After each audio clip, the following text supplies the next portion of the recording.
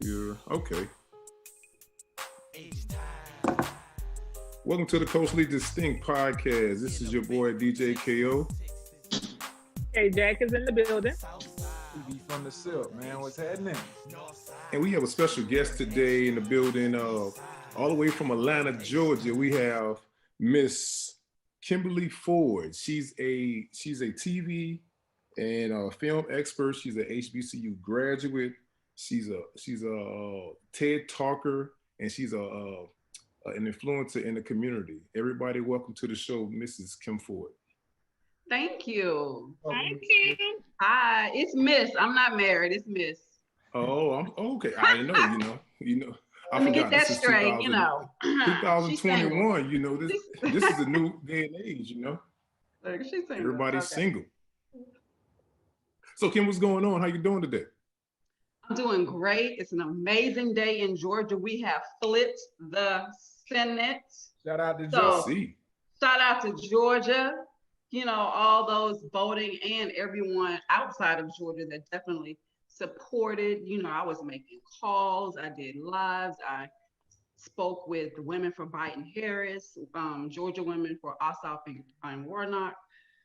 I was out there in the streets, but the Senate is split and your stimulus check is coming, your COVID release is coming, everything is finally coming. So it's a great day in Georgia. And I'm sitting here watching what's going on CNN. The Trump thugs have completely not stormed. I would say they were invited because you don't just get that far in the Capitol without. Oh, there's a video. They stepped aside and let them walk in. Yeah, I The saw that. cops stepped aside. Yeah, they stepped saw that. aside, moved the gate, and let them proceed. Yeah, I saw them taking Yeah. a video of them taking selfies. Yeah, I saw all of that. I said, Oh, yeah. okay. so Yeah. to the people that haven't seen it, right now today on Wednesday, that Georgia they won the Senate. John Ossoff and Raphael Warnock. So now the Democrats have majority of the House. So therefore, they can start pressing laws that lean towards more Democrats. Also, like Kim said, you guys that's receiving the stimulus checks and the unemployment stuff, you will start receiving that.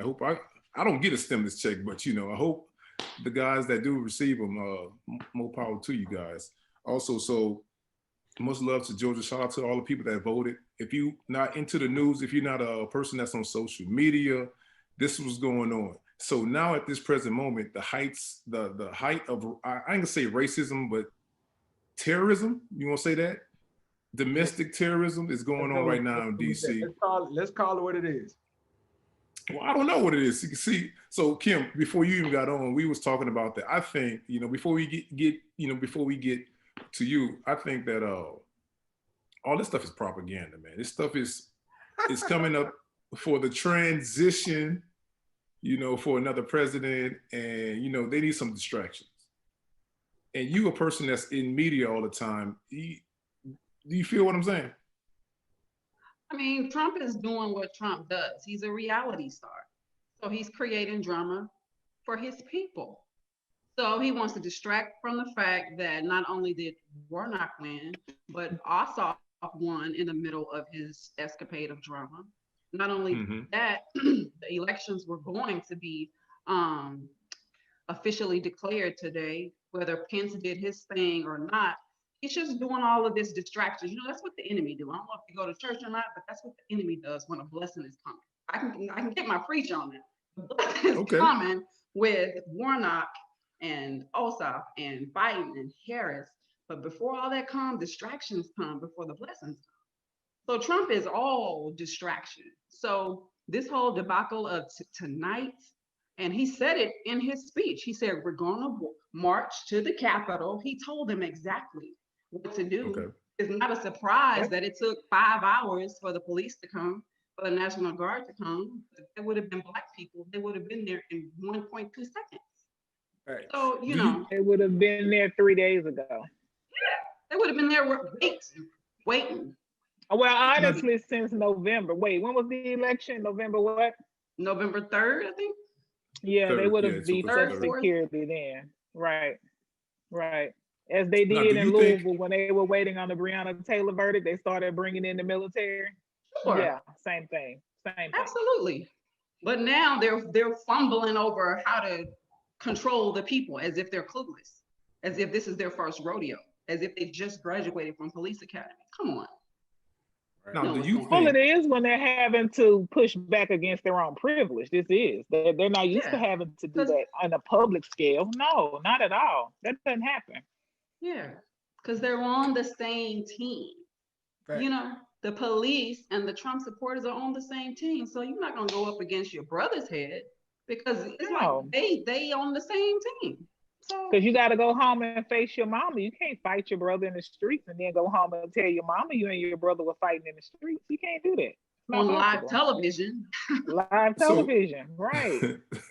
so Kim, let me ask you this: do you think that since it's a win for the Democrats, and at the same time it is all political, correct? Do you think that it's going to be a real change for the disenfranchised people in this country? well Even now though, that okay, go ahead. go ahead. Well, now that we have the blockers out of the way, like Mitch McConnell, we can get Hmm. some stuff done. So a lot when Barack Obama was in place, he wanted to get a whole bunch done. But we had Mitch blocking him, which made it look like Obama wasn't really doing his job. He tried, he advocated for it, but when you got haters in the midst blocking everything, you can't get it done. And now that thankfully for strong Black women like Stacey Abrams, who have helped clear the path and make the way for Georgia to completely turn blue, we can finally get the change we've been wanting. So with people like Mitch McConnell blocking everything, it made less fortunate people disgruntled. Like, they ain't coming to help me.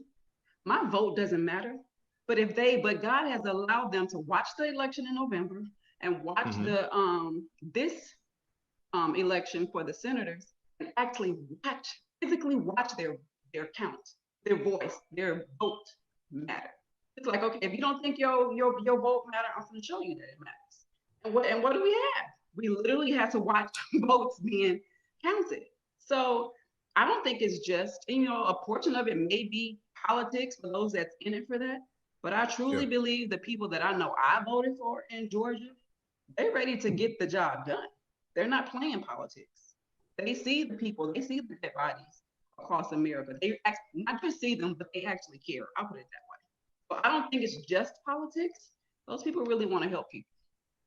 hopefully they make a change, and hopefully, like hopefully when Mitch McConnell leaves, more things do open up for people that that's less fortunate, and we can make a better community. So speaking of speech, But this the moment that we always speak of. I don't said it many times on this podcast that this is the time when we need a voice. Who's going to be that person to give us that direction of where we need to go and what we're trying to accomplish? Because awesome job by Georgia. You dig? Everything is coming full fruition. We got a president that says he's going to do something for us. We got a sister in there that's right by his side that's going to push the envelope. But what do we really want? And what do we really need? So how are we going to capitalize on the moment? I think that's the major question. What are we going to get achieved in the next 4 years that we didn't get in the last 4 years? And that's the main question. So who do we put in the forefront to demand these changes and the things that we want for our people? That's the major question that I got.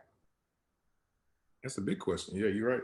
So, so Even during the campaigning season, that's what I know Killer Mike was saying, and all the people in our community were saying. In order for us to hold whoever we want to win accountable, we gotta know what we want. In order for us to tell them, we hired them, we voted. We have to make more demands and stop asking questions. We're Right, we have to say asking this versus is what we want, demanding. not necessarily Right. like Ice Cube did it and go to Trump. We just Right. Trump ain't your friend. Don't do it that way. But we have to know what we want and need and communicate it correctly in a professional, educated way, very thought out way, not haphazard. Oh, I want this, but you left out 5-10 pages Collectively. before that. Yeah, we have It to. has to be done collectively. Yeah, collectively, so that it not just benefits one portion of people. It has to benefit everybody. You may not like all of it, but it ain't all about you. It ain't all about just one person. But is that America has possible all though? different people. It Is that has to possible? be. Is what To possible? benefit everybody. Everybody can't benefit. And I'm not doing this to be the devil's Yes, you advocate, but can. You have to somebody has to be understand the where your trash benefit man. is, though. Like, Right. for Well, instance, I mean, it somebody won't has to be the benefit. painting. Right. I mean, it won't benefit people like Kelly Loeffler and David Perdue, the people that only want to profit, be in politics for business and profit for big businesses, and for people that's suffering, the less fortunate. No, it can't benefit both of them, but it's been benefiting them for the last 4+ years. Sorry, the last 400 years.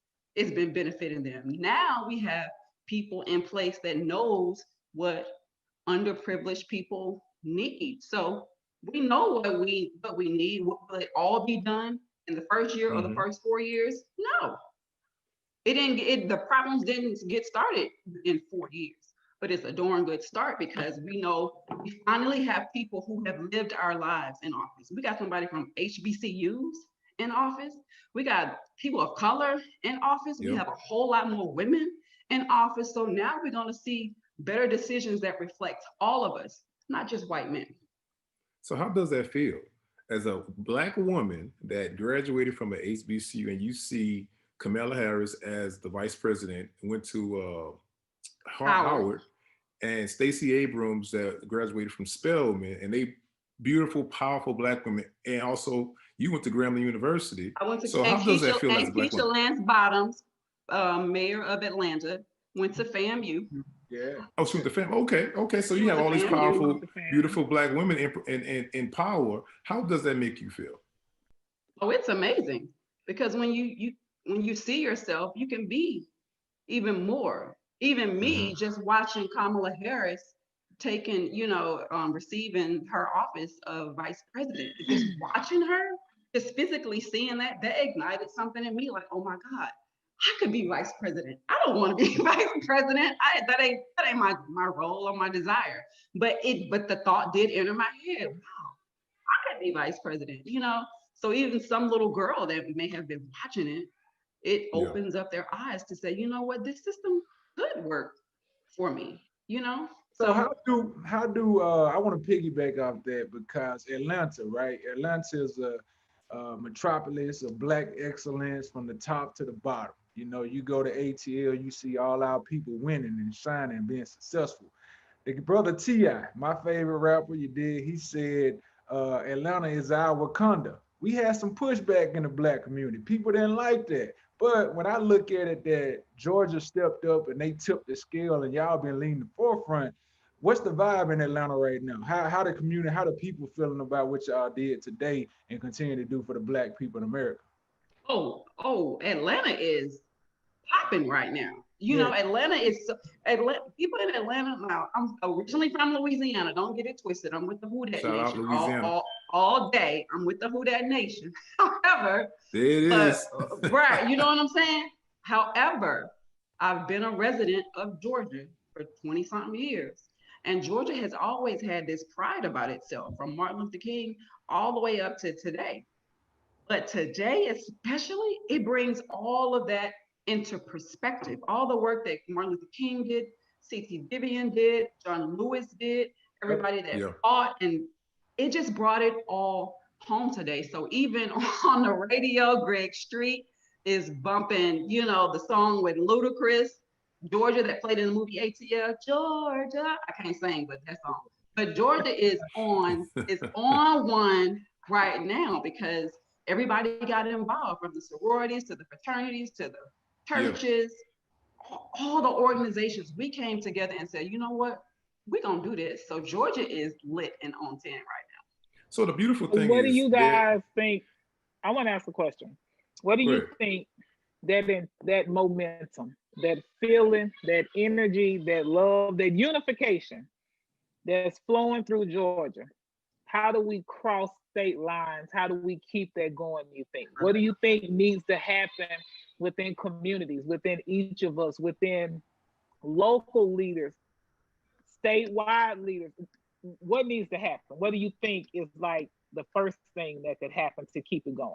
Yeah, I mean, now that we know that it worked and that it can be done, you can start with Stacey Abrams and saying, hey, this is how we did it for Georgia. Let's share that information with Alabama, with Louisiana, with Mississippi, Yeah. with all these states. Georgia is blue, but the whole South could be blue. You know, but they would all have to come together, share the information, the same grassroots work that Stacey Abrams did. Now, it took her years and years to get this done, but it can be done.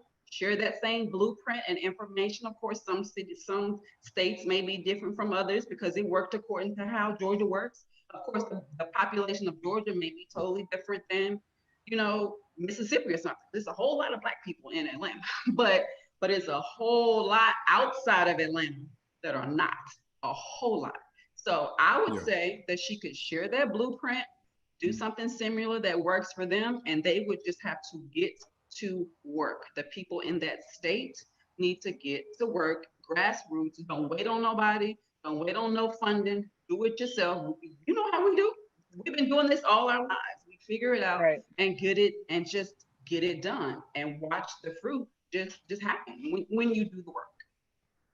So hopefully, you know, the momentum keeps up, and hopefully the Black people, all people of color, and all people that come together, hopefully they keep that momentum to the next 4 years, because, you know, everybody get emotional and everybody get happy, but, you know, the first month is just like a New Year's resolution, right? You had that New Year's resolution, that first month you add it, and next thing you know, the next 11 months, you back to square one. So, you know, hope to keep that momentum. I do too, and we just can't let it just die down after this month. Something needs to be done every month to keep everyone in remembrance of what it's because it comes in waves and it has layers to it. It has steps, and so now we have this high. Well, you have to allow the people who've been elected to come in and see what's going on and strategize and figure out how to correct what's going on to be able to implement what we want. Well, there's a somewhat of a down period as they go in to strategize and mobilize, and sometimes people get disinterested. They don't pay attention. They get tired. They get weary. They will get impatient. And so you start to lose the focus. And then it doesn't take much. It picks up like wildfire, things like social media. Once somebody says something, a naysayer comes, and then that starts to pick up momentum. So as we said, those are the types of things, you know, just stay active, just stay vigilant, find ways of keeping everybody engaged, start figuring out what you want from your local people who you voted in to get us to where we are. Send them letters, send them emails. What are your reminders? What are you looking for? So those are the types of things that have to happen, because that stagnant period, that downtime, that quietness, while the powers that be are at work, as it trickles down, people don't see that. They don't think about that. These times right now, especially with the things that have come about under Donald Trump's administration, has enlightened a lot of people about things they didn't know, things they forgot about in civics, all these branches of government and all those things. And there are a lot of people. He takes credit, but in a way he does get credit, because there were a lot of us who knew nothing about Juneteenth. We just gonna be honest about it. Yeah. There were a lot who did not know, didn't acknowledge, didn't recognize. I think a lot of people still don't know politics. A lot of people still don't know politics. They don't, but there are a lot more who are a lot more keen, who are tuning in, who are understanding, who are going to research and look up, who weren't doing that at first. So there is some good that's coming from this. Facts. Yeah. Facts. And definitely from 2020. 2020 opened up a whole bunch of our eyes. I'm like, oh. Say it. Right. Especially COVID, you know, that's the big one, COVID. In Atlanta, y'all wide open. Y'all like Houston. We wide open, just like Houston wide open. I was Atlanta not gonna get there by themselves. Houston is wide open. Atlanta is too. It is a mess how open Atlanta is. Like, are you serious right now? They hold each other's beer. You hold my beer, I'm gonna hold your hair. How about that? That's what they doing right now. But no. I don't get it. What's that scripture? No weapon formed against me shall prosper. So I guess COVID won't prosper. Anyway, so Miss Kim, yeah, the TV and film expert, So I got a funny story. You probably, I don't know if you remember this, but we was in Atlanta. Me and one of my partners, E-Class, was down there in Atlanta doing an event for the AKAs, the Brule. And I met you for the first time. This was in '09, I believe. And at the time, I think you was working on a magazine. Mm-hmm. You was doing a magazine at that time. And fast forward to 2021, now you're the go-to. You're the Hollywood insider in Atlanta. So first of all, tell people about yourself for the people that don't even know who Kim Ford is. Oh, hey y'all, I'm Kim Ford. Well, like I said, back in 2007, I wanted to create a media outlet myself. My degree is in psychology. I didn't study media or journalism or none of that in undergrad, none of that. However, one of the main reasons why I wanted to move to Atlanta, because Atlanta was always the center of what was popping, whether it was politics or entertainment. It was the entertainment that really drew me here.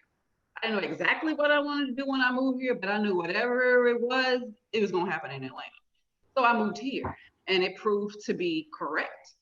I wanted to create a magazine that was positive, that was inspirational, that was still cool and fly. And so I just did it. So the first major event I requested credentials to cover was the BET Hip Hop Awards in 2007. They didn't know I was brand new. They didn't know I just sat there and figured out my own website. Now, this was before social media, Squarespace, WordPress, anything that makes it easy to have a website right now. It was way before that. So I created my site, put some content up. Lo and behold, BET said yes. And I'm like, oh. So I went. I was excited. It was my first real event. And when I walked in, I saw, what's her name? Roxy and Terrence J doing 106 in Park. I was like, oh my God, I'm really here. And so that was just my first event. And from 2007 all the way up to now, I made relationships with publicists and some of the artists themselves. And they continue to invite me to their events, red carpets, to interview their talent. And at the time, the reality is during the time I was going through a divorce, back in 07, back in 07, 09, somewhere around there. And that's how I started. I didn't want to keep focusing on what wasn't going right, who did what, how much I was hurt, and all of that. I needed to redirect that energy. So I created this online magazine, put all my energy into that, which later on led me into, interviewing everybody from Tyler to Oprah, flying to LA to do press junkets. It's been amazing. It hasn't been easy by any means. I want to get into that. So, all right. So now the transition, because what you're saying it's difficult for a lot of people. One, they doubt themselves. Two, they doubt their ability. So you said you graduated in psychology. That's one. So you didn't go to school for mass comm, right? Most people that, that's in entertainment or that's behind the camera, they went to mass comm. So they got the training, they got the media background, they know how to present themselves, they know the right words to say, this, that, and the other. They have the structure. But you didn't have that. But you transitioned from this world to this world. And then you made relationships. How did you do that? What was it? What kind of tenacity did you have? How did you do that? I mean, like I said, my first event was the BET Hip Hop Awards in 07. And I just paid attention to the people who didn't know what they was doing. Back then I had my little point and shoot. That was before we had camera phones and all of that. So when I get there, I'm literally standing next to these major major media outlets. So I'm looking, I'm a dancer, trained dancer. So my dance teacher taught me to look, see, and do. Don't ask all them questions. Look at what I'm doing, pay attention, and do it, right? So I always had that in my mind. So I would look at what they were doing. We're literally standing shoulder to shoulder on the red carpet. I'm looking at what they're doing before the next person comes to me. I'm watching how they ask their questions. I'm looking how they're poised, and I'm like, okay, got it. In my mind, I'm like, okay, got it. And so I did it in my own version, my own way, whatever worked for me. And so, you show up looking the part, you're professional, you do be excellent. And because of that, you have a great work ethic, and people will just keep, inviting you to come back because you're professional, you look the part, and you do great work. You became a student. You became a student of your work. That's what it was. You became a student, and you had passion behind it. So you said earlier that you was a spiritual person. Do you think that's your destiny? This was always your destiny. You had to go through that to get to this. Oh yeah, faith was. I mean, I found my purpose through my faith. So before then, I would work like, a temp job here, all these other random jobs, because I was like just bumping around, just paying the bills, I guess. But it wasn't until I rededicated my life to Christ, started fixing stuff, like, okay, girl, you gotta stop doing this, whatever, and let's focus on this. And once I made that decision, that's when everything started falling into place for me. So because of my faith, that's why I wanted to create a positive media outlet, because I was seeing all these magazines telling girls to, 10 ways to sleep with somebody else, man, and how to, I'm like, whoa, what if somebody really reads that and takes that information and applies it to their life? They end up in a situation that they could still gonna regret 10 years from now. What about that? So I would see it over and over and over again. So I wanted to create something that countered that. Yeah, but like today's age, social media, everything is so easy and everything's the press of a button. So it's like, okay, what do I have to work towards? I think that's why they created Instagram, because they want it instant. They want that job instantly. They don't want to go through the process. They don't want to go through the hard times. They don't want to understand. They don't want to prepare. They just want, okay, I got it now. Well, a lot of girls approach me that want to do what I'm doing. They see me on the red carpet. Mind you, this was pre-COVID. They would see me on the red carpet with stars and press junket, and they want to do what I do. I may allow one of them to come. I'm like, okay. Sometimes I don't answer it because I know they ain't ready. They just want to be on the scene. They don't really want to do the work. Some of them don't really want to do the work. They just want to be on the scene. So I'll allow one girl, quick story, allow one girl to come intern. She was a photographer. It was the press junket for the Best Men holiday. Morris Chestnut is there. The whole cast is there, right? So I had already told her it's going to be really tight, and, it's going to be really tight. The girl brought her mom.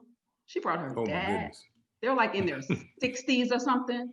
I mean, it's packed. People are standing up, against the wall. And she's like, oh, yeah, my mom wants to know when they can go in and sit down. I said, yo, who? I said, you're coming to work. You brought your parents? I said, you brought your parents to work? Are you kidding me right now? So I had to go over to the side. I had to stop what I was doing. Mind you, the red carpet is going on and people are walking down the carpet, which means I'm probably missing somebody I need to interview. So I had to go over there and handle that. Tell them, I'm sorry, your daughter told you that you can come, but this isn't open to the public.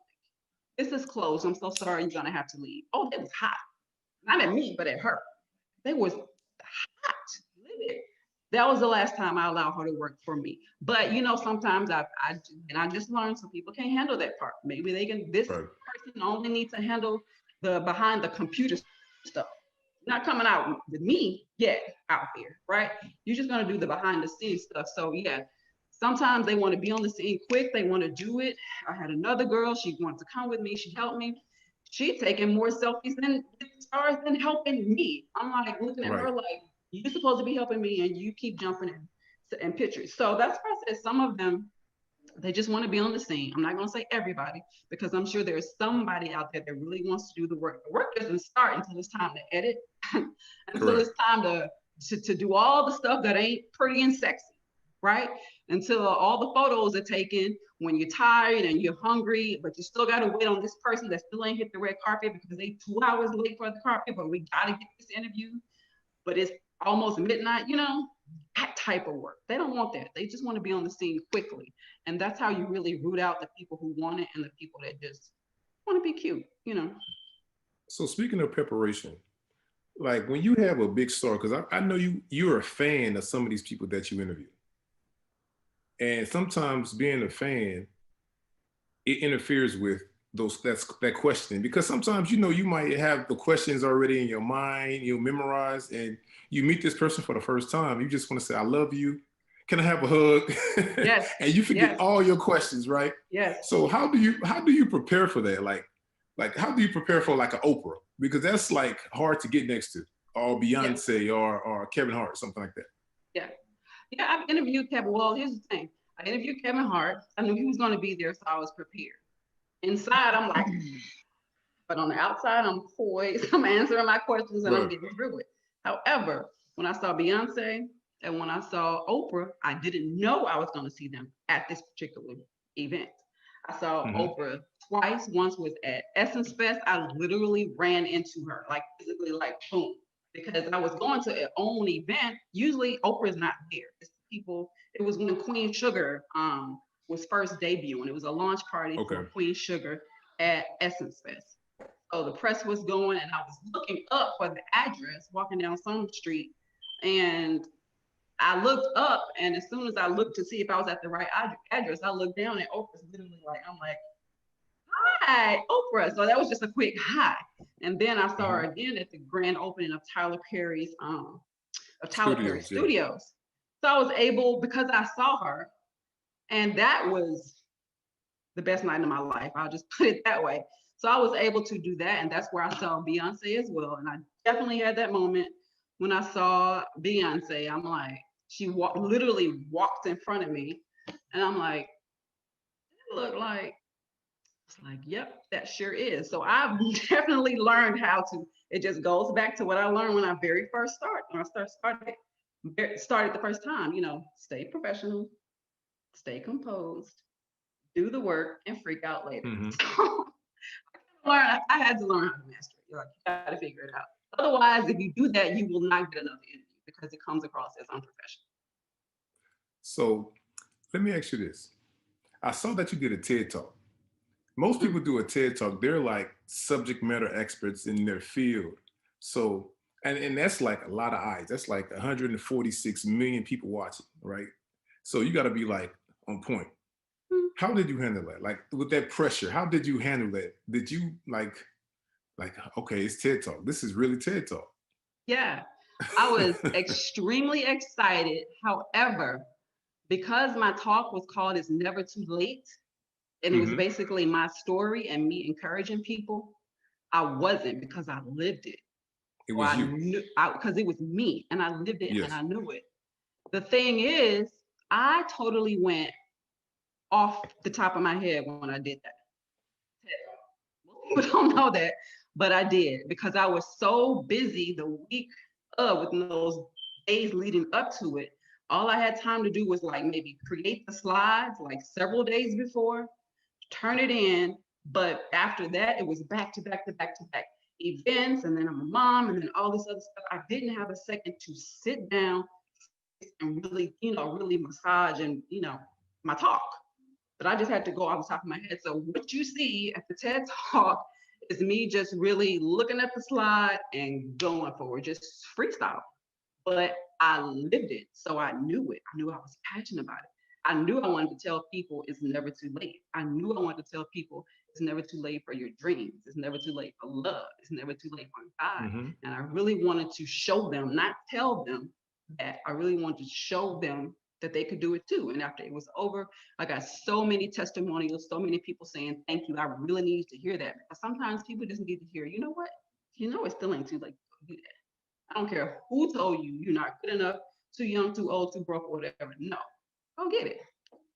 So that's how I approached it. Is that what the book birthed out of? It's Never Too Late? Absolutely. So I did my TED Talk in February of 2020. And so I finally had time to finish the book. And the talk was called It's Never Too Late.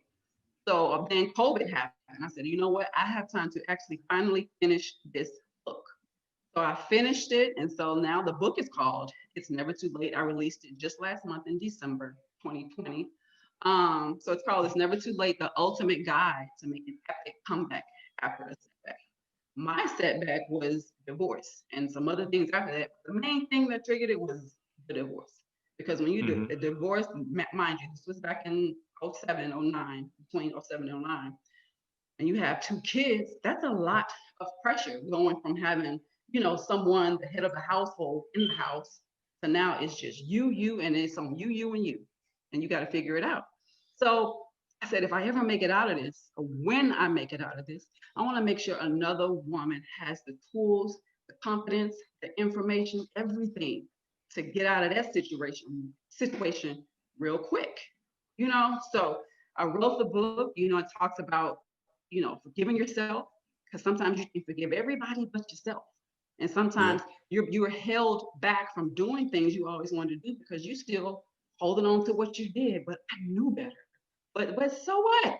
Let's move on and ask for forgiveness, apologize to maybe whoever you did it to, if you did anything, if you can, and if you can't, go head on with life, knowing in your heart that's not what you meant to do. So I talk about that. I talk about setting boundaries, how to set boundaries to protect your peace and reclaim your time, because people will try to soak up all your time and overstep your boundaries. When you really about personal development, you really want to go to the next level. You don't want to say it's 2021 and it's my year, but you're still doing the same thing from 2018, 19, and 20. You're going to have to cut some people off. It don't matter if they don't understand. It don't matter if they say you changed. That's the point. You didn't come this far just to come this far. So that's why I wrote the book, to give people a blueprint on what to do. And at the end of the book, I also tell stories about the time my Tyler Perry, how I ended up on CNN.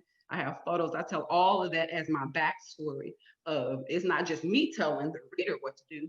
I show how I applied it, how I did it myself.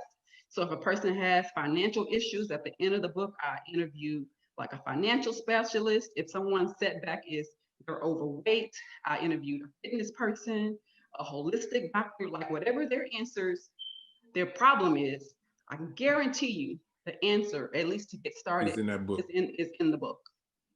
So where did the clarity come from for you to understand the stuff that you was going through, the baggage that you had going forward? Because I know you said earlier that if, like you say, if you had financial issues, or if you had advancement issues, or if you wanted to go to a next level in your life, but you still doing the same thing, where did your clarity come from in order for you to write that on a piece of paper? Yeah, well, like I said in the beginning, my clarity came, I still had the clarity of knowing who I was in Christ. It's like, okay, all these crazy things are happening to me, and I know this ain't what I prayed for. So I know this ain't my end. Like, this may be happening to me, but I know he's already made a way out. I just need to get to the information on what that way out is and where is it. So I got the clarity. I got around people who understood. If it was a financial issue, if it was a health issue, if it was a self-esteem issue, if it was a friend's issue, whatever it is, there's clarity. I connected myself and stayed around strong women who are also, who personal development was important to them, healthy families was important to them, intentional parenting was important to them, faith was important to them. And the people that didn't match that, they had to go. I mean, I didn't have a lot of those people anyway, but that's how a person will receive that clarity in order for me to write the book. I always knew it, and some stuff I learned along the way. Like I said, I've been writing this book for years. Since my son is almost 15 now. And I was pregnant when I was writing bits and pieces. So I write a little bit and stop, write a little bit and stop. And I finally got my book coach was like, Kim, what is taking you too long? You tripping right now. People need to know what you have scribbled around. And so I looked at my notes, I put it together. You know what?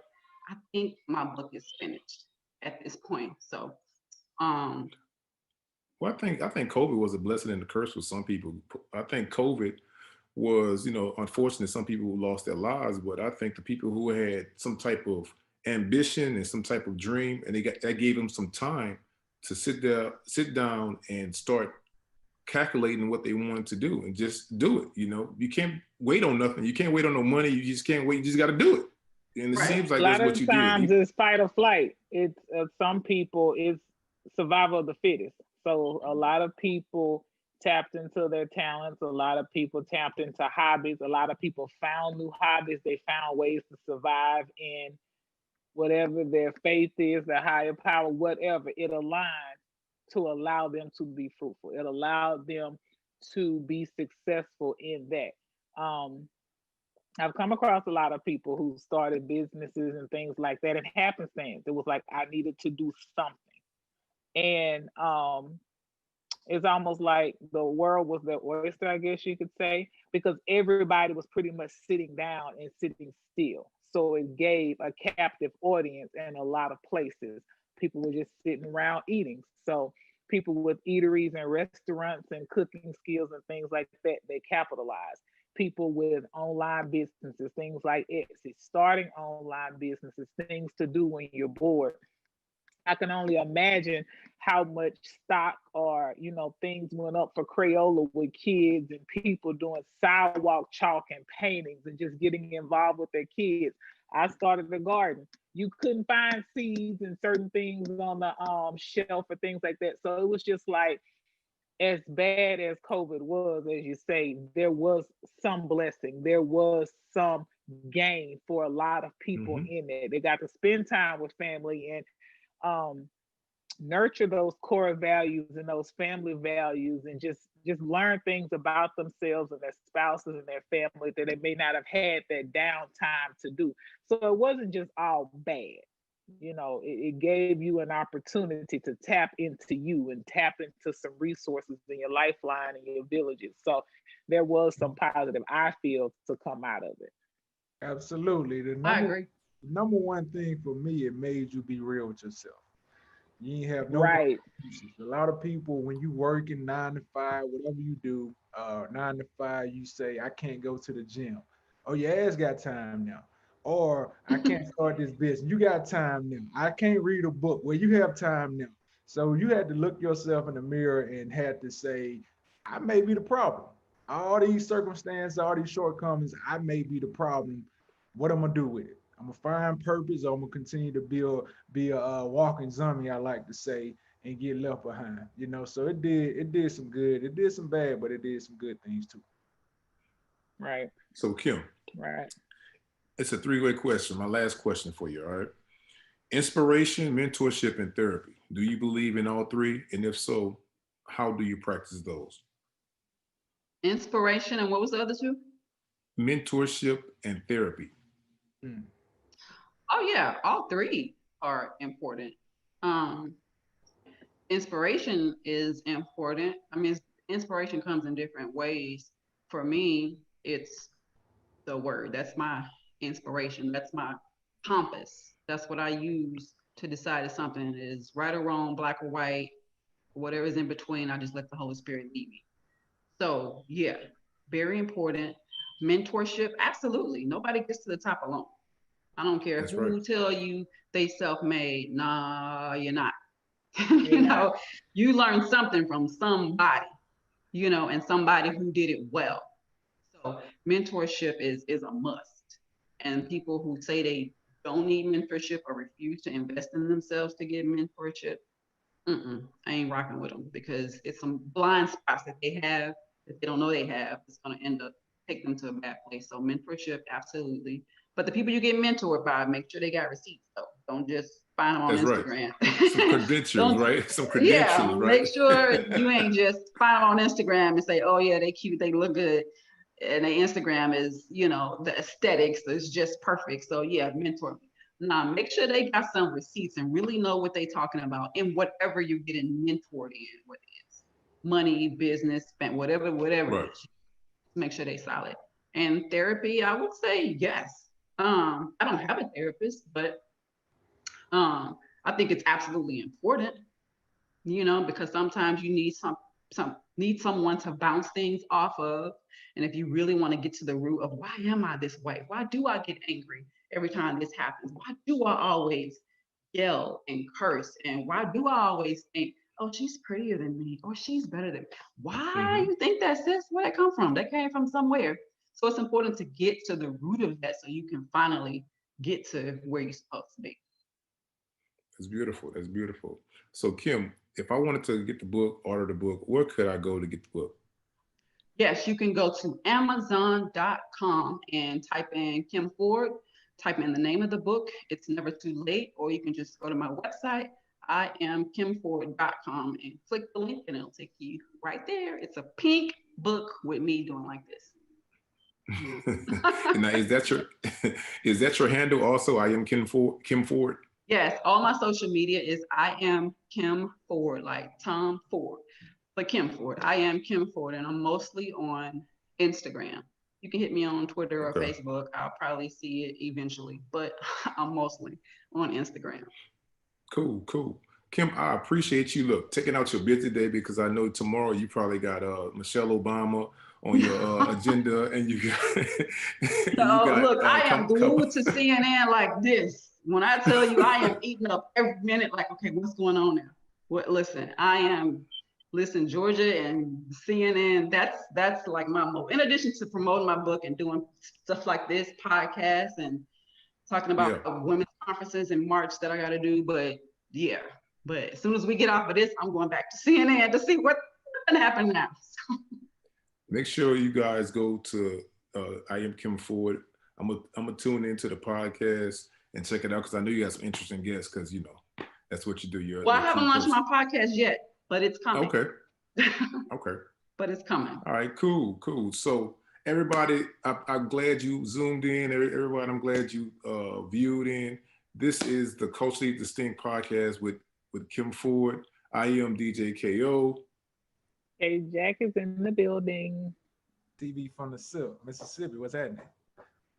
You guys have a beautiful day and much blessings. Thank you, Peace. Kim. Thank you. Thank you so much. Peace. Love, Queen. All right.